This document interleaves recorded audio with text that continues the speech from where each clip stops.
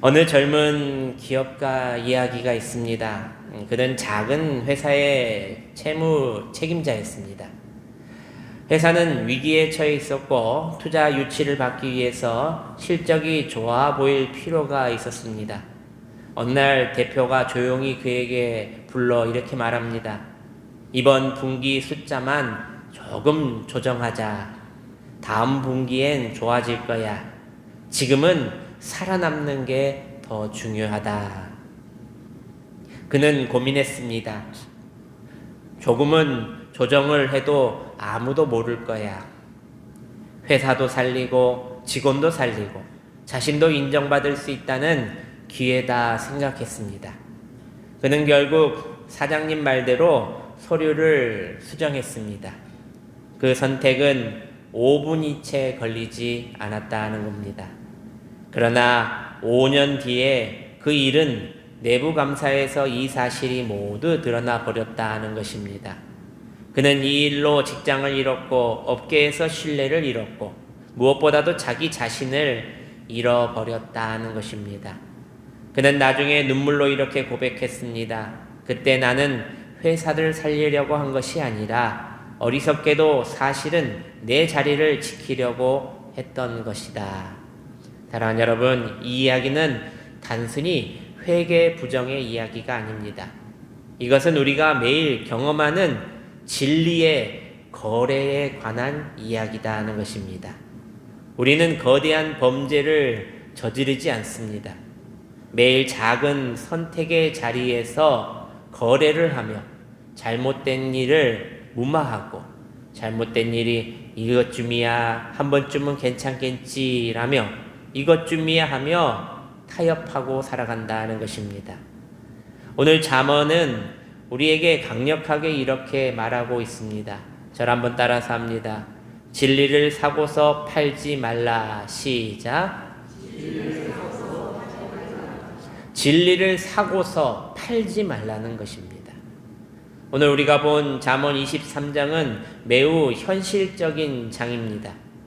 17절 말씀을 보면 죄인의 형통을 부러워하지 말라고 나옵니다. 또 19절 말씀을 보면 마음을 바르게 인도하라고도 나옵니다.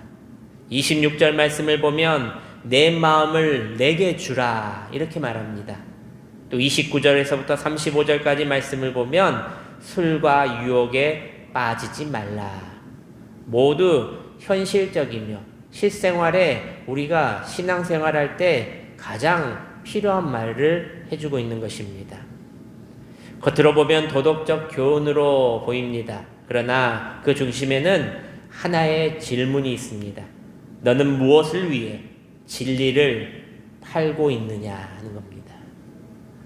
잠언 기자는 인간의 심리를 너무나도 잘 꿰뚫어 보고 있습니다. 우리는 형통을 보면 흔들린다는 것입니다.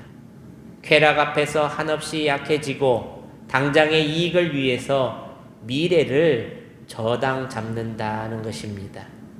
그래서 오늘 본문은 단순한 윤리 교훈이 아니라 인간 존재와 욕구 구조에 대한 바른 통찰력을 보여주기 위한 보석과도 같은 하나님의 말씀이라는 것입니다. 오늘 말씀을 통해서 우리가 세 가지 질문을 하며 말씀을 보시길 바랍니다. 첫째로, 왜 우리는 죄인의 형통을 부러워하며 흔들리는가? 둘째로, 왜 진리는 반드시 값을 치르고 사야 하는가? 셋째로, 왜 진리를 파는 순간 인생은 무너지는가? 사랑하는 여러분, 진짜 참 진리는 싸구려가 아니라는 겁니다. 이 참 진리는 거래의 대상도 아니라는 것입니다. 오늘 말씀 앞에서 우리가 무엇을 붙들고 무엇을 내려놓아야 할지를 깨달으시기를 바랍니다. 첫째로 저를 한번 따라서 합니다. 진리는 반드시 값을 치르고 사야 한다. 시작. 17절 말씀입니다. 우리 함께 봉독합니다. 내 마음으로 죄인의 형통을 부러워하지 말고 항상 여호와를 경외하라. 아멘.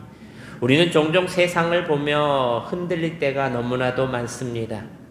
정직하지 않는 사람이 더 잘되고 믿음 없이 사는 사람이 더 형통하고 잘돼 보일 때 세상 사람들은 배가 아프다고도 말하지요. 시편 기자도 이런 갈등을 겪었다는 것입니다. 그는 거의 이 모습 때문에 넘어질 뻔했다는 것입니다. 신앙의 길에서 넘어질 뻔했다. 시편 73편 1절 2절 말씀에 이렇게 나와 있습니다.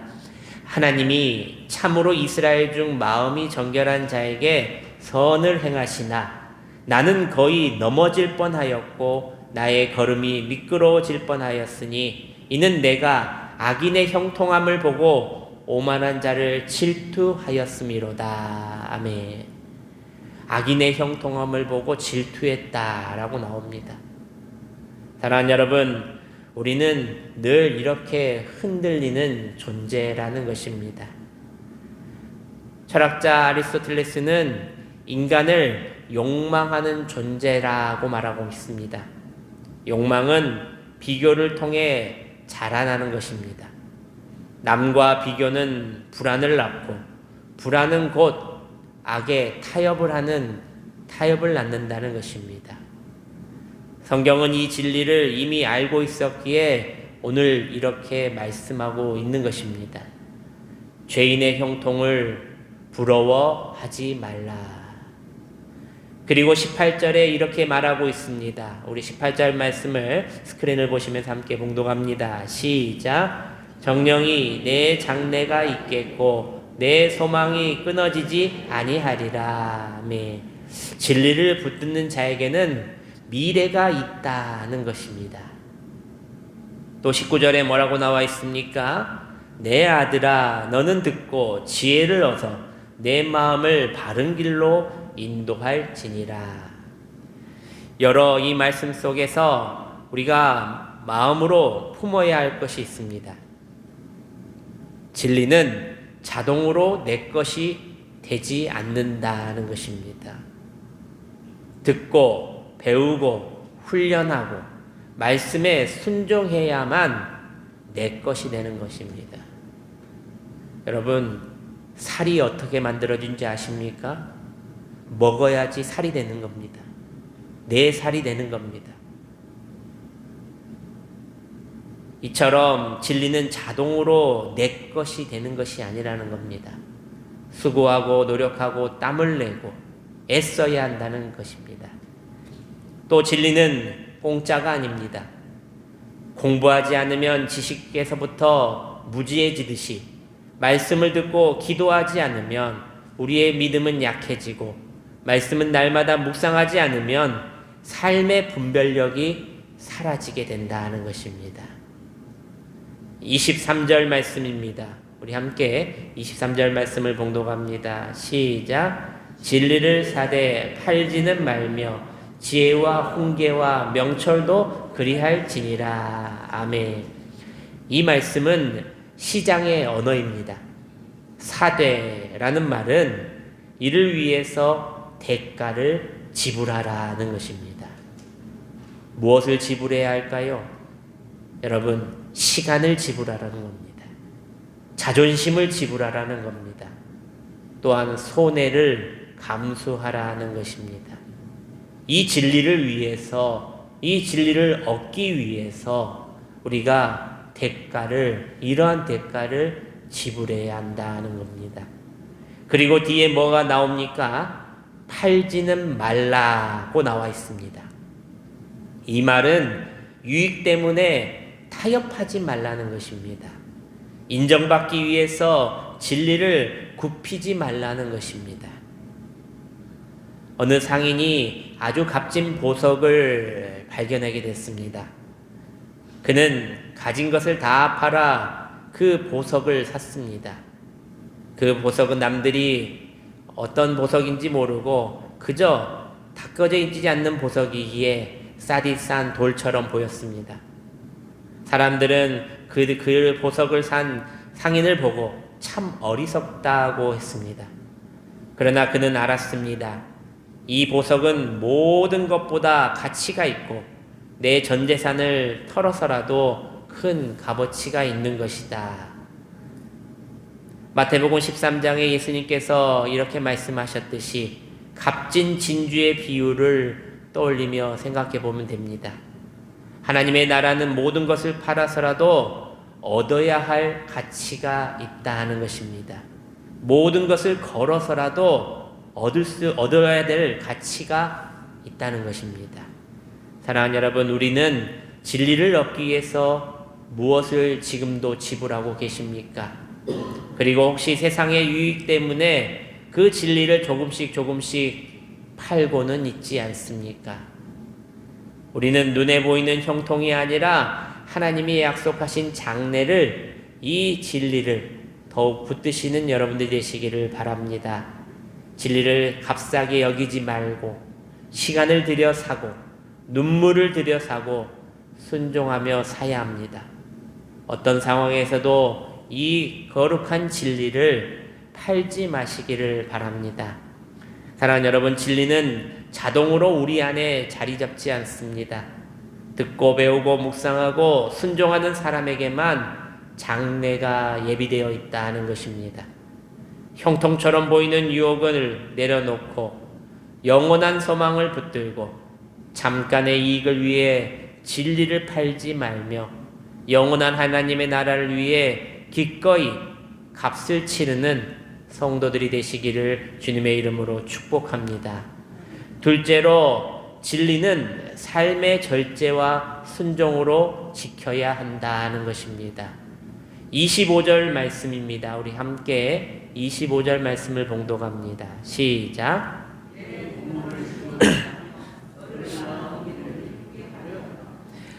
내 부모를 즐겁게 하며 너를 낳은 어미를 기쁘게 하라. 진리는 추상적인 개념이 아닙니다. 생활 속에서 먼저 드러난다는 것입니다. 부모를 존경하는 삶, 권위를 존중하는 삶, 책임을 감당하는 삶, 이것이 진리를 붙드는 삶이라는 것입니다. 26절 말씀은 더 놀랍게 말하고 있습니다. 우리 26절 말씀을 함께 봉독합니다. 시작. 내 아들아, 내 마음을 내게 주며 내 눈으로 내 길을 즐거워할지어다. 아멘. 하나님이 원하시는 것은 형식이 아니라는 겁니다. 우리의 마음이라는 것입니다.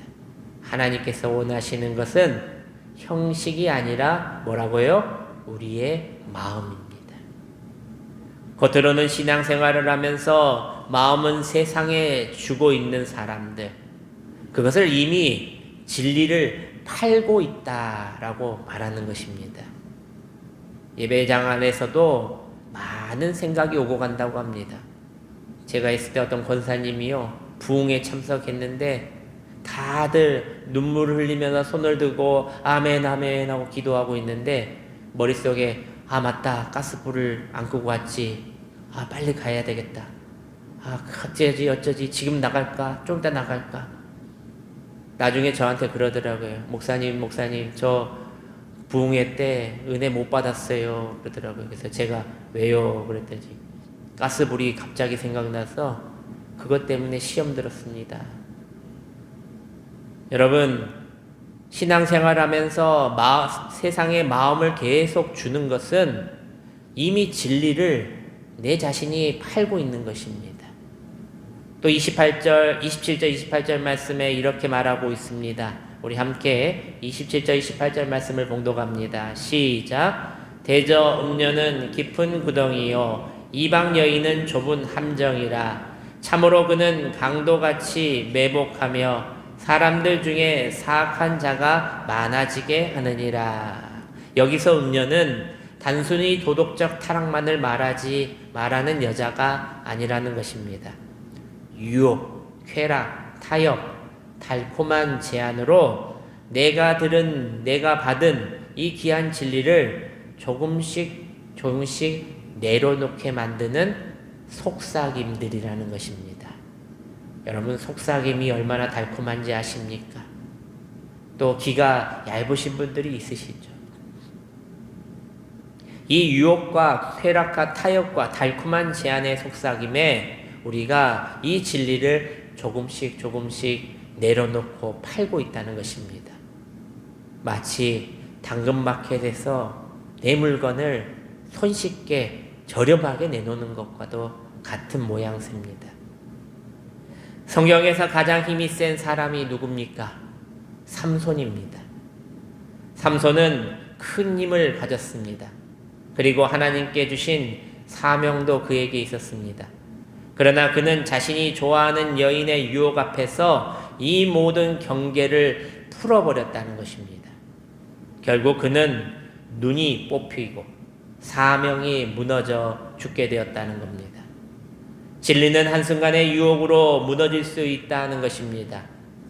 그러므로 우리는 이 진리를 반드시 지켜내야 합니다. 그러므로 우리는 진리를 사고 지키고 끝까지 붙드는 자가 되어야 한다는 것을 기억하시길 바랍니다. 진리를 사고 팔지 말라. 이 진리는 단순한 지식이 아니라 삶으로 드러나는 우리의 모습이라는 것이며 마음 중심에서부터 하나님께 드려야 할 전인격적인 헌신의 모습이라는 것을 꼭 기억하시기를 바랍니다. 부모의 공경의 삶도, 권위의 존중의 삶도, 책임을 감당하는 삶도 진리를 지키는 구체적인 모습이라 이렇게 말씀하고 있는 것입니다.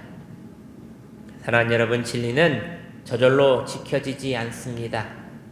절제와 순종으로 말씀을 지키며 내는 것입니다. 진리는 소중히 다뤄야 합니다. 그러나 동시에 공격받는 대상이 됩니다. 유혹은 구덩이처럼 깊고 타협은 함정처럼 좁아집니다. 그래서 우리는 맨몸으로 이를 막아낼 수 없기에 무엇이 필요하냐? 바로 하나님의 말씀이 필요한 것입니다. 에베소서 6장에는 그 말씀을 더하여 사도 바울이 뭐라고 말하고 있느냐면 이렇게 말하고 있습니다. 저를 한번 따라서 합니다. 하나님의 전신갑주를 입으라. 시작. 왜입니까? 진리를 지키기 위해서 하나님의 전신갑주를 입으라. 사도 바울은 말하고 있는 것입니다. 의의 흉배로 내 가슴을 보호하고 믿음의 방패로 유혹의 불화살을 막아내야 합니다. 구원의 투구로 내 생각을 지켜내야 하고 성령의 검 곧 하나님의 말씀으로 이 악한 것들을 물리쳐야 한다는 것입니다. 삼손은 힘이 있었지만 영적 갑주는 입지 못했다는 것입니다. 그래서 무너지게 되었다는 것입니다. 우리는 싸움을 아는 사람들입니다. 진리를 아는 사람들입니다. 우리는 영적 무장을 그래서 오늘부터라도 단단히 해야 한다는 것을 아시길 바랍니다. 그러므로 진리를 알기만 하지 말고 내 허리띠를 매시길 바랍니다. 말씀을 듣기만 하지 말고 검으로 악한 것들로부터 휘둘리시길 바랍니다. 우리는 이 진리로 살아내는 것입니다. 그리고 이 진리로 지켜내는 것입니다. 하나님의 전신갑주를 입고 진리를 끝까지 잘 지켜내는 저와 여러분들이 되시기를 바랍니다. 마지막 셋째로 진리를 사고 팔지 말아야 한다는 것입니다. 오늘 본문에서 갑자기 술 이야기로 넘어가는 것을 보게 됩니다. 29절 30절 말씀을 함께 봉독합니다. 시작.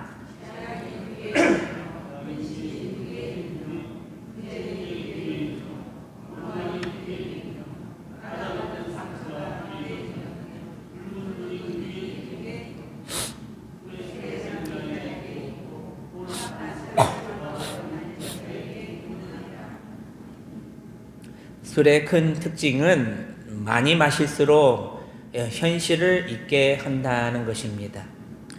그러나 현실의 문제는 절대 술로 해결하지 못한다는 것입니다.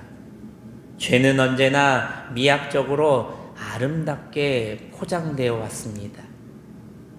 프랑스 천재 수학자인 파스칼은 이렇게 말합니다. 인간의 쾌락을 통해 자신을 망각하려고 한다. 술은 단지 음료가 아닙니다. 현실 도피의 상징이라는 겁니다. 처음은 달고 끝은 독한 것이 술입니다. 32절 말씀입니다. 그것이 마침내 뱀같이 물 것이요 독사같이 쏠 것이며 처음에는 붉고 아름답고 달콤합니다. 그러나 결국은 독이 되어 우리에게 돌아온다는 것입니다. 이것이 죄의 본질의 모습이라는 것입니다. 마지막 35절 말씀입니다. 우리 함께 봉독합니다. 시작.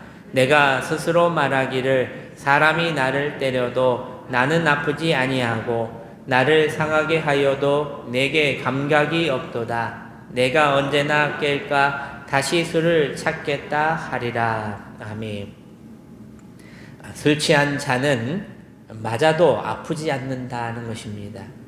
내가 언제 깰까 다시 술을 찾겠다는 겁니다. 이것이 바로 중독의 증세입니다. 이것이 진리를 팔아버린 자들의 모습이라는 것입니다. 아무 느낌이 없는 무감각한 상태. 진리를 팔면 무엇을 얻습니까? 잠깐의 쾌락뿐이라는 것입니다. 그러나 잃은 것은 분명 분별력, 관계, 건강, 내 영혼이라는 것입니다. 내 모든 것이 잃게 된다는 것입니다. 상처를 주고 아픔을 주는 것을 다시 찾는 것은 바로 진리를 잃어버리면 자기 통제력도 바로 사라지게 된다는 것입니다. 사랑하는 여러분, 진리는 우리를 구속하는 것이 아니라 우리를 보호하는 가장 간전하고 강한 울타리라는 것을 아시길 바랍니다. 사랑하는 여러분, 말씀을 맺습니다. 오늘 말씀은 우리에게 이렇게 묻습니다. 당신은 무엇을 부러워하고 있는가? 당신은 무엇을 위해 진리를 타협하고 있는가? 거짓은 단기적인 이익을 준다고 말씀드렸습니다. 하지만 진리는 장기적인 안정을 우리에게 가져다 준다는 겁니다. 거짓은 쾌락이라는 잠깐의 즐거움을 우리에게 주지만 진리는 자유함과 안정함을 준다는 겁니다. 우리는 이미 이 진리의 값을 지불하신 분을 믿고 있습니다. 십자가에서 자신의 생명을 내어주신 우리 주 예수 그리스도. 세상의 안정 때문에, 일시적인 성공 때문에, 잠깐의 쾌락 때문에 내가 받은 이 진리를 사고서 팔지 마시길 바랍니다. 잠언의 말씀은 오늘 단호하게 우리에게 말합니다. 진리를 사고서 팔지 말라. 예배 가운데 승리자는요, 말씀을 듣고 말씀으로 행하며 사는 자입니다. 타 세상과 타협하고 이 진리를 사고 파는 행위가 아니라는 겁니다. 왜냐하면 진리는 우리의 미래이기 때문입니다. 우리의 열매이기 때문입니다. 형통을 부러워하기보다 여호와를 경외하시고 유혹을 즐기기보다 마음을 하나님께 먼저 드리시는 여러분들 되시기를 바랍니다. 타협으로 문제를 덮기보다 진리로 정면 돌파하고 잠깐의 이익 대신 영원한 소망을 오늘도 선택하는 여러분들이 되시기를 바랍니다. 오늘 우리의 삶 자리에서 작은 선택 하나하나 진리를 지키는 모습으로 말미암아 하나님이 원하시는, 하나님이 기뻐하시는 인생들이 다 되시기를 주님의 이름으로 축원합니다. 기도하겠습니다.